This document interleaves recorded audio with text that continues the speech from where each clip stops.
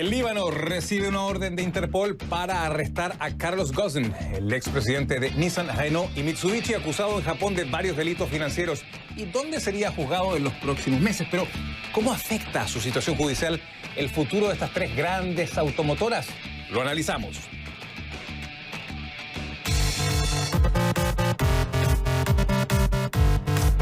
Este jueves ha comenzado oficialmente en los Estados Unidos el día en que millones de regalos serán devueltos. Un día épico, según vaticina el courier UPS. Este martes, de acuerdo a esa empresa, se devolvieron 1.9 millones de presentes, un 26% más que el año anterior. Las ventas en línea siguen creciendo como la espuma. ¿Y qué le depara a los minoristas tradicionales? Respecto al comercio in situ, lo discutimos.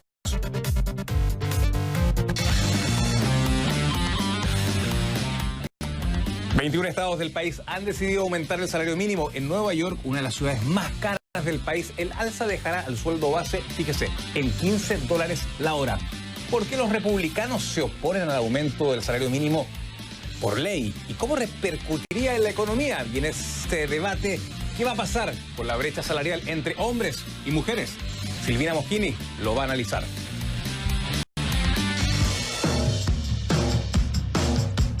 En nuestra división del Minuto Clicks, la nueva simulación de vuelo de SpaceX de una nave espacial tripulada.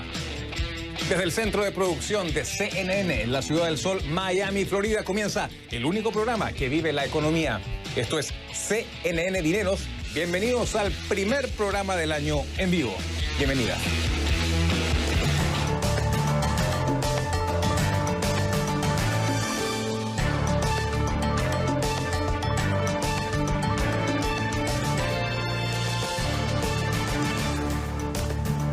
Hola, ¿qué tal? Gusto de saludarles. Bienvenidos a CNN Dinero. Les saluda José Manuel Rodríguez, hoy por mi compañero Xavier Serviá. Comenzamos esta primera edición en vivo de este año 2020.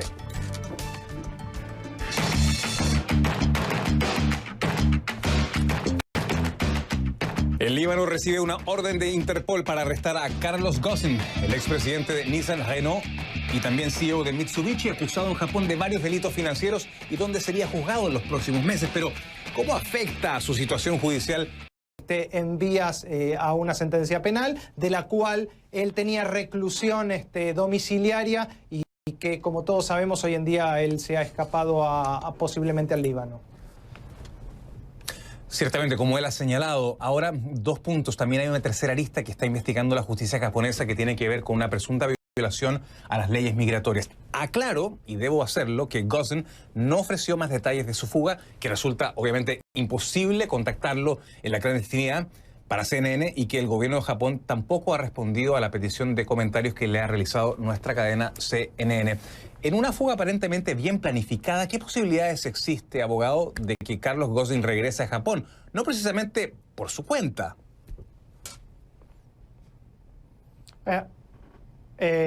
Lo cierto es que existen tratados bilaterales de extradición entre países. Habría que ver si el Líbano y Japón tienen leyes o tienen acuerdos de extradición de un país a otro. La verdad es que, el punto de vista, si una persona con tantos recursos ha optado por migrar o escaparse al Líbano, debemos suponer que las leyes de extradición o son más benévolas o para él, para quien se ha escapado, o en realidad no existen. Eso habría que verificarlo, no es mi especialidad, pero es el sentido común jurídico me lo dice.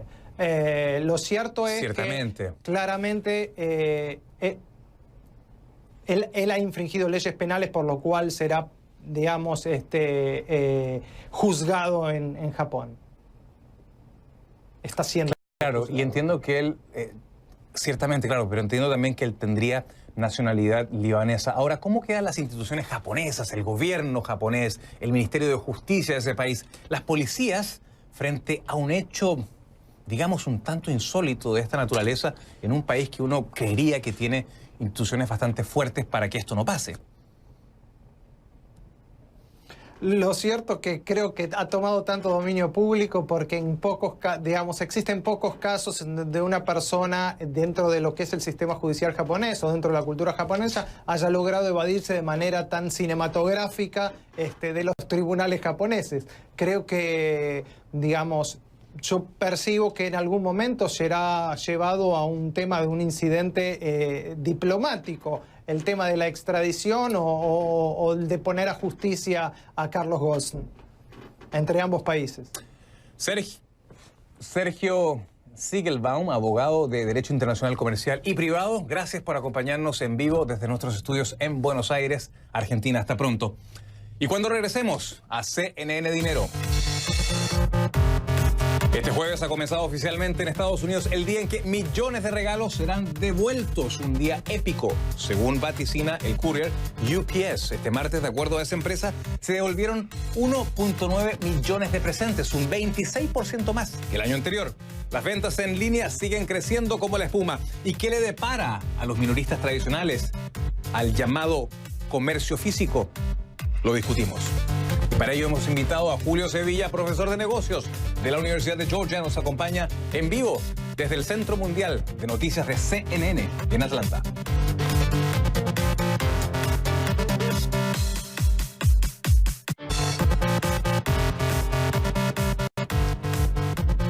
Este jueves ha comenzado oficialmente en Estados Unidos el día en que millones de regalos serán devueltos. Un día épico, según vaticina el courier UPS. Este martes, de acuerdo a esa empresa, se devolvieron 1.9 millones de presentes, un 26% más que el año anterior.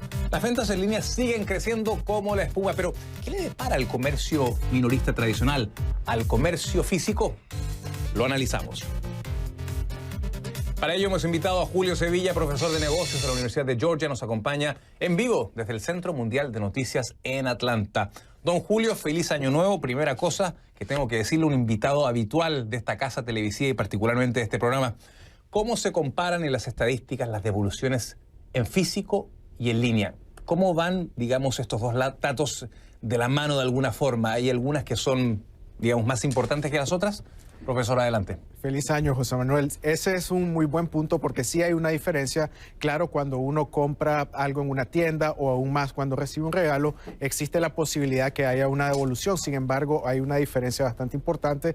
En el pasado, cuando comprábamos más en tiendas físicas, solo regresábamos alrededor del 8 o 10% de nuestras compras. Hoy en día, en línea, regresamos hasta el 20% de las compras en temporada normal, pero en la época navideña este porcentaje sube hasta alrededor del 30% porque la gente tiene la tendencia de comprar más, no piensa menos por tantos regalos que hay que comprar, también recibe regalos, lo que incrementa la posibilidad de hacer una devolución, y también se compra más ropa, que es uno de los artículos que más se compra en línea. De hecho, el 30%, cerca del 30% de la ropa que se compra en Estados Unidos se compra ya en línea, lo cual no es contraintuitivo, ¿no? Porque uno necesita en muchos casos probarse la ropa, verla para decir. Sin embargo, compramos mucha ropa en línea y hasta el 40% de esta ropa la regresamos. Hay gente que incluso compra varias piezas, puede comprar 4 o 5 camisas con la intención de solo quedarse una o dos porque está el envío gratis, lo que tiene serias repercusiones. Puede ser cómodo al corto plazo, pero tiene repercusiones en diferentes segmentos. Ahora bien, claro, yo suscribo la teoría de que la ropa se debe comprar en la tienda física, ¿no? Además por razones de mi alta longitud, ¿no? Pero los courier, tienen efectivamente la logística, profesor, para que las devoluciones de regalos se realicen en forma rápida, ordenada y también expedita, particularmente rápida. Y si la respuesta es no, ¿cuáles son los desafíos logísticos que tienen precisamente los couriers? Ese es uno de los problemas, José Manuel. Primeramente, la tasa de desempleo está actualmente muy baja, así que el problema no se siente mucho por el lado de la infraestructura. Sí se está sintiendo porque, tenemos que en el pasado el consumidor iba en muchos casos a la tienda, al mall, al centro comercial, a hacer una compra y llevaba en su vehículo, ¿no? Que es un vehículo liviano, el producto a su casa. Hoy en día están los vehículos mucho más grandes, ya sea mediano o incluso vehículos grandes, aproximándose hacia los vecindarios, lo que está teniendo en el caso de Estados Unidos un grave detrimento a la infraestructura vial. Ya habrá oído en el pasado que se hablaba de un plan de incentivación de la infraestructura y hasta $1 trillón por la actual administración. No se ha logrado hacer, así que esto viene a poner aún más carga en este sistema de infraestructura del país. Lo mismo pasa con los aeropuertos, en especial los aeropuertos de Nueva York, la ciudad más grande del mundo, así que los aeropuertos, las calles están sufriendo mucho y esto viene a exacerbar ese problema, así que tal vez en el futuro vamos a ver este tipo de incentivo, ya que va a ser más necesario con las ventas en línea.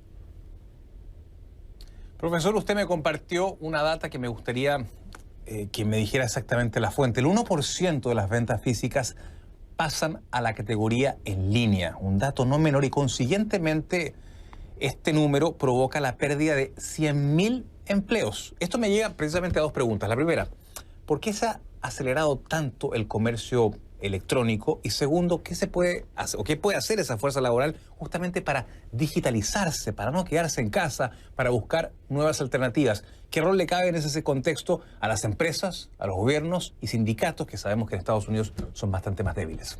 Efectivamente, esto fue reportado en el Wall Street Journal y han habido otras fuentes que andan por ese lado. Incluso los números están, en sintonía con esto, ya que ha venido creciendo las ventas en línea cerca del 1% anual. De hecho, hay reportes que dicen que del 2013 al 2021 va a crecer del 6 al 14% de todas las ventas del país, que es más o menos 1% al año. Se viene exacerbando y incrementándose, viene con mucha más rapidez en la última parte de esta casi una década, y por eso estamos viendo más cierres de tiendas también en la segunda parte de este periodo de 8 años. Por ejemplo, este año se cerraron 9.300 tiendas. Los años anteriores habían habido cerca de 8.000, 5.700 cierres. Ya para el próximo año se están esperando 12.000 cierres de tiendas, que cada una viene a traer en promedio una pérdida de cerca de 10 empleos. Hay ciertas opciones para los trabajadores. Hoy en día el desempleo está bajo, pero también hay otras áreas de la economía que están creciendo. Bueno, la logística, como hablábamos, ¿no? La entrega de productos va a tener cierto crecimiento, pero no mucho. El área que sí viene creciendo, además de la salud, que crece mucho, la construcción crece un poco, es el área de los restaurantes. Hemos hablado en el pasado del énfasis, ¿no? De que ahora los consumidores quieren más servicios, más entretenimiento, más experiencias que productos, y eso lo estamos viendo en el rubro de los servicios de los restaurantes. Se estarán generando en la próxima década, a pesar de que el incremento de trabajo no va a ser tanto porque estamos prácticamente en empleo lleno, pero se van a estar generando más de 1 millón de empleos por cada uno de estos años, así que las cierres de las tiendas irán a muchos de estos trabajos hacia esa dirección. Para terminar, y muy cortito, por favor, porque se nos va el tiempo, desafíos que enfrenta la tienda o el minorista tradicional, físico. ¿Qué desafío tienen desde el punto de vista del tipo de productos que ofrecen y del merchandising que tienen que elaborar? ¿Qué dicen los estudios respecto a cómo una tienda debe sobrevivir, una tienda física, ¿no? Un comercio tradicional, un minorista tradicional. Hay que ser más eficiente. Ya el concepto del Big Box tiene que desaparecer, esas tiendas inmensas. De hecho, Amazon está introduciendo Amazon Go, quiere hacer 3.000 tiendas sumamente pequeñas, donde, van a reducir el costo por el espacio. También va a utilizar la tecnología, la inteligencia artificial y otras maneras para venir con los surtidos ideales en base a análisis de datos. Se va a aprovechar mejor el espacio, tener mejores distribución de productos en menos espacio. Eso va a aumentar sin lugar a dudas la rentabilidad, y también tener cierta sintonía entre la actividad en línea, permitir comprar en línea para luego recoger en la tienda y así producir más ventas. Sin lugar a dudas, desafíos indispensables para el comercio tradicional, minorista, y por otro lado, el online, consumidores que quieren respetar el medio ambiente y que también quieren entregas mucho más rápidas. Julio Sevilla, profesor de negocios de la Universidad de Georgia, gracias por acompañarnos desde nuestros estudios allá en el Centro Mundial de Noticias en Atlanta. Hasta pronto. Y cuando regresemos a CNN Dinero. 21 estados del país han decidido aumentar el salario mínimo. En Nueva York, una de las ciudades más caras del país, el alza dejará el sueldo base en $15 la hora. ¿Por qué los republicanos se oponen al aumento del salario mínimo por ley? ¿Cómo repercutiría en la economía? Y en medio de este debate, ¿qué pasa con la brecha salarial entre hombres y mujeres? Lo vamos a discutir con Silvina Moschini, directora ejecutiva y fundadora de SheWorks, y también cofundadora de Transparent Business, en vivo con nosotros desde nuestros estudios aquí en la ciudad de Miami.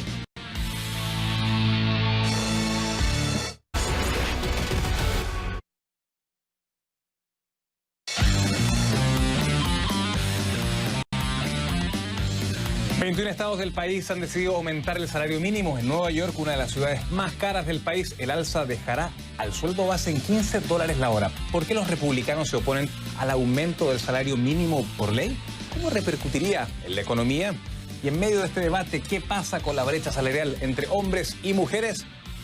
Lo vamos a discutir con Silvina Moschini, directora ejecutiva y fundadora de SheWorks y además cofundadora de Transparent Business, en vivo con nosotros desde la ciudad de Miami. Silvina, querida, feliz año. Gracias por acompañarnos siempre en este y en otros espacios de CNN en español. Mi primera pregunta, ¿aumentar el salario mínimo trae como efecto mayor bienestar a las familias o el incremento termina siendo licuado por la inflación, por el costo de vida? ¿Cuál es tu perspectiva? Te saludo. Hola José Manuel, muy feliz comienzo de año. Y sí, lamentablemente el aumento está equiparado también a un aumento de muchas otras cosas, como por ejemplo la inflación. Así que al final del día se termina equiparando, no representa una mejora porque todo sube, no solamente los salarios. Ahora bien, en el caso de Estados Unidos vemos que 26 estados están subiendo paulatinamente sus salarios mínimos. Para una economía tan dinámica, abierta y liberal como esta, ¿qué efectos podrían sentirse? O más bien, ¿los efectos crees que serán precisamente marginales? Creo que lo que está pasando es que está cambiando la manera en que la gente se emplea. El aumento de los salarios es un ajuste que hay también al aumento de del costo de vida, pero se están presentando también nuevas oportunidades. Como saben, los millennials prefieren modelos flexibles de trabajo y esto presenta nuevas oportunidades a través del gig economy, que hoy representa el 43% de la economía y que cada vez va a ser más, para que la gente busque nuevos ingresos a través de fuentes secundarias independientemente de lo que tenga como su ingreso habitual. Ahora, ¿transparentar el ingreso de los empleados por parte de las empresas es beneficioso?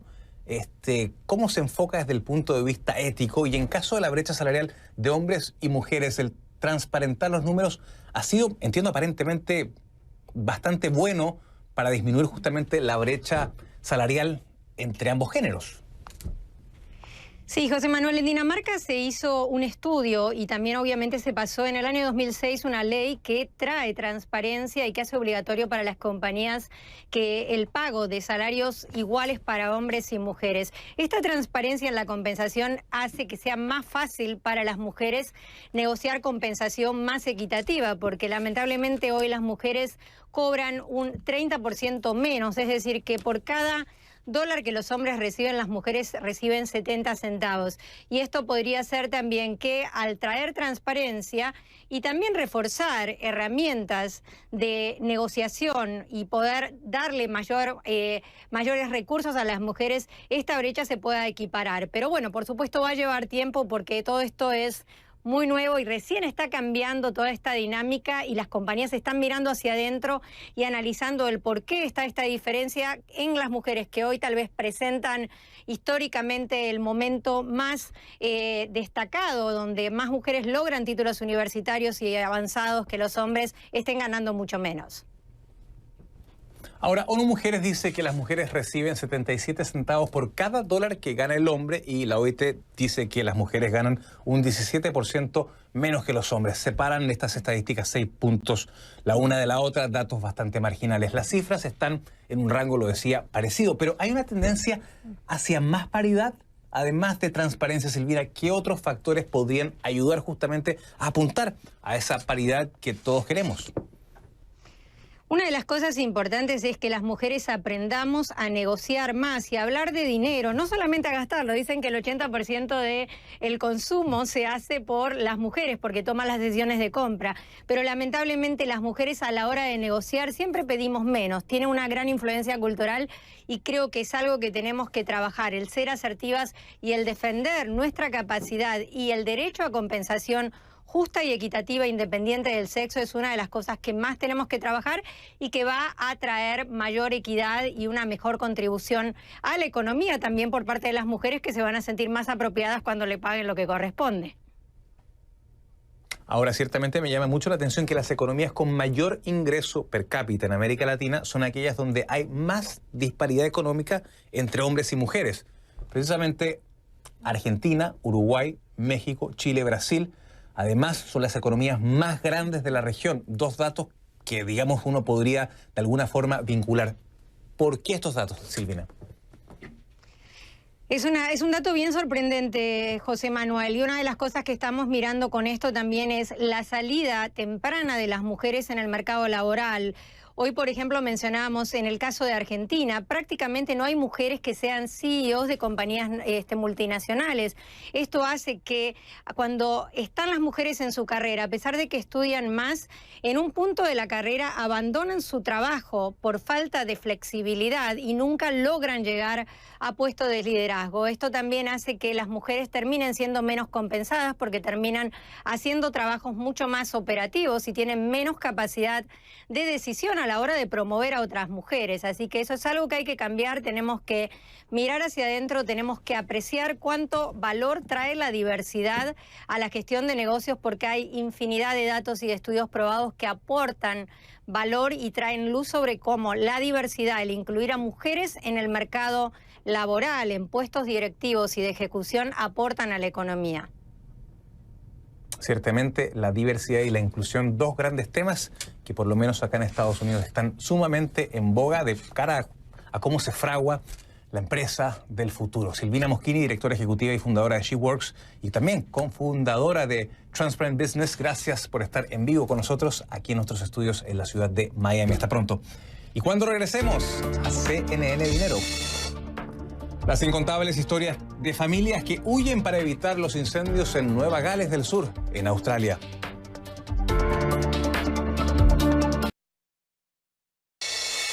Estos son los breves económicos de CNN Dinero. Jeep Wrangler está a punto de anunciar uno de los cambios más significativos en la historia de sus tradicionales vehículos todoterreno.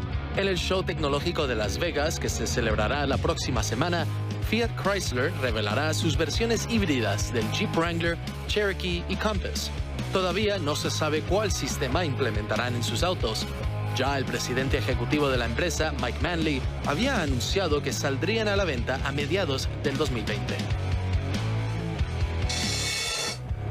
Apple patenta una innovación que hace que la experiencia de ver videos o películas desde una MacBook sea más atractivo. Se trata de un sistema acústico virtual que, según la empresa, hace que el usuario se sienta como si fuera parte de la producción o como si estuviera en el lugar.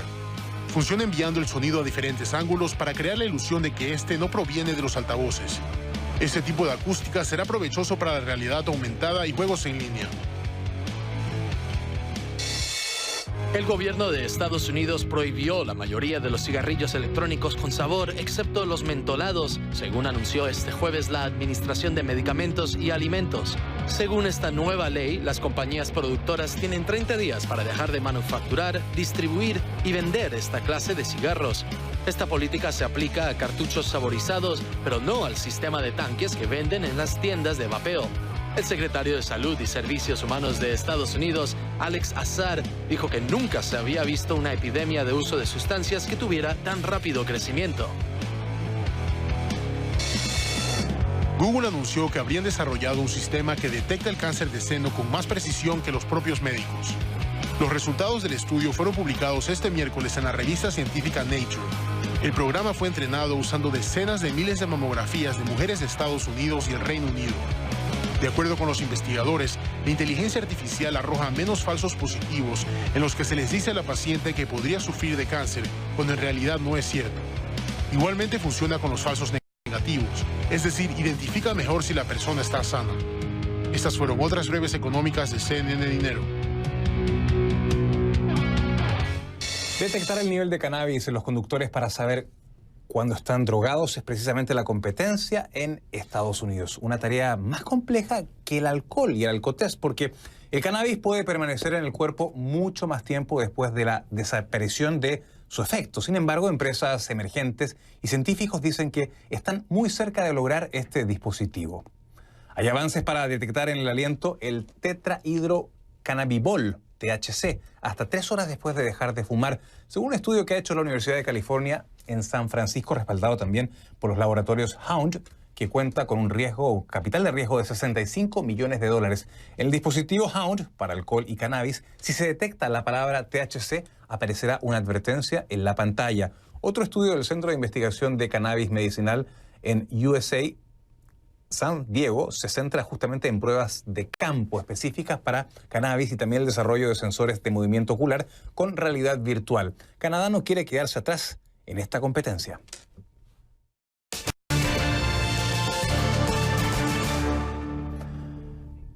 Es desafortunado, pero hay incontables historias de familias que huyen para evitar los incendios en Nueva Gales del Sur, Australia. Un hombre teme por su hija de 16 años varada con otros amigos en una de las regiones más afectadas por el fuego. En una de sus visitas a la zona, el primer ministro Scott Morrison recibe fuertes críticas de los residentes. El informe es de Anna Coren. Así se ve una evacuación masiva. Miles y miles huyen de las zonas más afectadas por los letales incendios forestales que arrasan la costa sureste australiana. Hay orden de evacuación obligatoria para los turistas antes de que vuelvan las condiciones catastróficas el sábado, pero algunos quieren ir en dirección contraria. Mi hija está varada en Sussex con unos amigos. La hija de Garland, Harley, de 16 años, está atrapada con unos amigos en una de las regiones más afectadas. Le dijo a su padre que era seguro, pero él no quiere correr ningún riesgo. Estoy acá desde hace un tiempo tratando de ver si puedo llegar a ella. Estoy un poco preocupado porque está en una ruta más interna, una ruta hacia adentro. Es peligroso, pero Trevor no es el único. En este momento estamos intentando reunir a toda la familia. Santi Walsh y su familia no estaban en el lugar cuando los incendios alcanzaron su vivienda familiar en Conjola, a unas horas al sur de Sydney. Todos salieron ilesos, pero la casa quedó totalmente destruida. La casa la construimos entre toda la familia. Por eso nos dolió mucho a todos. Antes de que viviéramos allí, era nuestra casa de vacaciones. Toda la familia se quedó ahí en algún momento de su vida. Walsh y Garland son solo dos de las muchas personas varadas en los alrededores y en el interior de las zonas más golpeadas por los incendios forestales en los estados de Victoria y Nueva Gales del Sur. Han cortado decenas de rutas y algunas comunidades continúan aisladas. Sus residentes desamparados dependen de los esfuerzos del gobierno para hacer frente a la crisis, pero para algunos se está haciendo muy poco, demasiado tarde. El primer ministro, Scott Morrison, ha sido objeto de duras críticas por su falta de liderazgo durante esta crisis y por la inacción de su gobierno en cuanto al cambio climático. Recientemente, los residentes de Cobargo expresaron su descontento cuando estuvo en el lugar. No tendrá ningún voto aquí, hombre. Gran parte de la ciudad quedó destruida durante los incendios forestales de la Nochevieja y los residentes dicen que el gobierno no está haciendo lo suficiente. No es justo. Nos tienen totalmente olvidados aquí. El primer ministro de Australia se retiró sin responder. Las condiciones se repuntaron levemente en los últimos días, lo que les dio a los innumerables hombres y mujeres que siguen luchando contra las llamas un muy limitado alivio y suficiente tiempo solo para despedir a unos de los suyos. El bombero Jeffrey Keaton fue honrado por su valentía durante su funeral, en el que su hijo recibió su medalla. Una de muchas víctimas de esta pesadilla, sin un fin que se vislumbre. Una situación que aún se espera empeore en los próximos días. Anna Coren, CNN, Nora, Australia. Los esfuerzos de Costa Rica para proteger la naturaleza y luchar precisamente contra el cambio climático fueron premiados este 2019. El país obtuvo el máximo galardón que concede las Naciones Unidas en materia ambiental y por las mismas razones la revista Time incluyó al presidente Carlos Alvarado entre las 100 personas más influyentes en este campo. Según el gobierno de Costa Rica, ambos reconocimientos obedecen a medio siglo de políticas innovadoras. El paisaje de Puriscal, esta comunidad al suroeste de San José, la capital de Costa Rica, empezó a dar un vuelco hace más de 40 años. La zona recuperó alrededor del 80% de su capa boscosa. Joanny Sánchez, gerente de Cope Puriscal, una cooperativa agroindustrial y de servicios múltiples de la comunidad, dice que en los 70s la zona se declaró en estado de emergencia, sobre todo por el uso excesivo de fuego y el cultivo del tabaco. En ese momento, la historia empezó a cambiar. Fueron posiblemente más de 100 años, ¿verdad?, para deteriorarlo y llevamos 30 o 40 años de esfuerzo, pero lo que es importante es que, por ejemplo, nosotros hemos podido ver y palpar la enorme recuperación que se ha dado. Queda mucha área, queda mucha concientización y queda mucho trabajo por hacer, por supuesto que sí. Según el Ministerio de Ambiente y Energía, ejemplos como estos se repiten en el país y son muestra de una política de Estado en favor del ambiente que se impulsa desde hace medio siglo y que se aplaude a nivel internacional. En septiembre pasado, Costa Rica recibió el galardón Campeones de la Tierra 2019, la máxima distinción en materia ambiental que otorga la Organización de las Naciones Unidas, ONU. El hecho que es 100% energía renovable en el sector eléctrico cuando el promedio global es de alrededor del 25% y no contribuye, por lo tanto, al cambio climático. Y lo segundo es el tema de forestal. Y ha parado la deforestación, duplicado la cobertura forestal, tema que es simplemente una aspiración de largo plazo de muchos otros países. Según la Organización de Naciones Unidas para la Agricultura y la Alimentación, FAO, en Costa Rica la tasa de cobertura de floresta pasó de un 21% en 1987 a un 57% en 2018. El presidente Carlos Alvarado, al recoger el galardón, dijo que el paradigma del desarrollo sostenible está en el ADN de los costarricenses. En noviembre, la revista Time lo incluyó entre las 100 personas más influyentes por el liderazgo del país en la lucha contra el cambio climático. Este premio es congruente con un legado, es congruente con lo que la generación de mis abuelos y mis padres han creado para Costa Rica. Mónica Valverde, estudiante de Puriscal, dice que esa herencia no puede perder fuerza. Hemos trabajado desde la juventud, tanto de la mano con los adultos, para apoyar todo lo que son proyectos ambientales. La ONU destacó también el plan de descarbonización presentado por el gobierno de Alvarado en febrero pasado, cuyo objetivo es lograr 0 emisiones netas de carbono para el 2050. Con una extensión de aproximadamente 51,000 kilómetros cuadrados, Costa Rica tiene 165 áreas silvestres protegidas que, según el Sistema Nacional de Áreas de Conservación, representan el 26% del territorio. Para CNN, Yenane Villanueva, Puriscal, Costa Rica.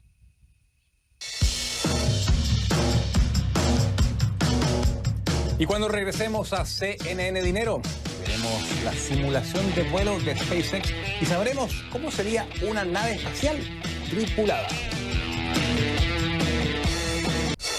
3 proyectiles cayeron en una zona del aeropuerto internacional de Bagdad, aunque por el momento CNN no ha podido confirmar la autenticidad de las imágenes. En un comunicado, el ejército iraquí informó que los 3 cohetes Katyusha impactaron cerca de una zona de carga y causaron el incendio de 2 vehículos. Agregó que varios civiles resultaron heridos. El equipo de periodistas de CNN en Bagdad pudo escuchar las explosiones.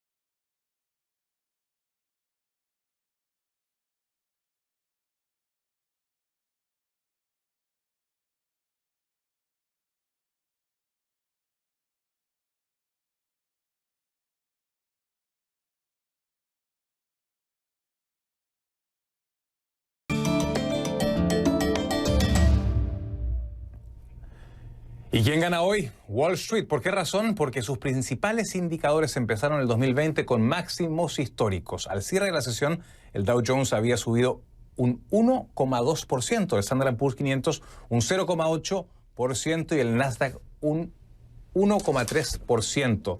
Para estos 2 últimos indicadores fue el mejor desempeño del año 2013. El optimismo de Wall Street se extendió precisamente a otros mercados mundiales, en gran medida impulsado por las medidas de estímulo económico del Banco Central chino. La institución hizo una inversión millonaria al sistema financiero. Los expertos ven a China como el motor de crecimiento de la economía mundial. A eso se suma el optimismo por la firma de la primera fase del acuerdo comercial entre China y los Estados Unidos, pactada para el próximo 15 de enero. Y por esta jornada de máximos históricos, Wall Street se lleva hoy la medalla de oro de CNN Dinero. ¿Quién pierde hoy? El banco HSBC y la Bolsa de Valores de Londres. ¿Por qué razón? Bueno, porque ambos se han visto afectados por las protestas pro democracia en Hong Kong. Los manifestantes han atacado y vandalizado varias sucursales del HSBC en Hong Kong, en unas acciones que obligaron a suspender varios servicios financieros. Los manifestantes acusan al banco de trabajar con las autoridades chinas para frenar la financiación de las protestas. Sin embargo, la institución lo niega. Entre tanto, la Bolsa de Londres corre el riesgo de perder negocios chinos por la postura que ha adoptado el Reino Unido en las protestas de Hong Kong. La agencia de noticias Reuters, citando varias fuentes, ha informado que la asociación prevista entre la Bolsa de Londres y la de Shanghái se suspendió a causa de estas tensiones políticas. Y por estas razones, dos de las principales instituciones financieras del Reino Unido, HSBC y también la Bolsa de Valores de Londres, se llevan hoy la medalla de cartón de CNN Dinero.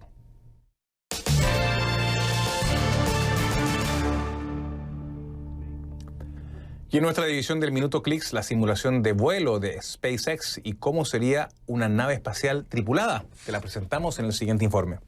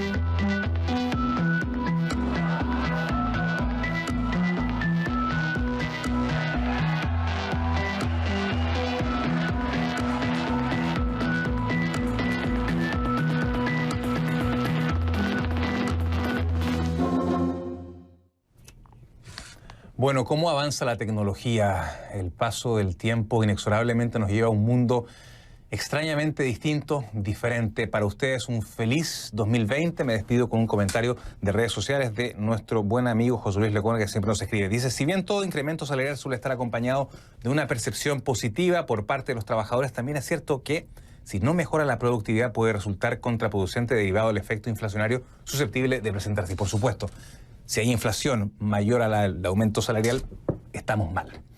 Saque usted sus propias conclusiones. Y de esta forma nos despedimos de CNN Dinero. Y bueno, como le decimos cada noche, nos vemos en una nueva edición. Y ya lo saben, CNN Dinero, donde la prosperidad está a tu alcance.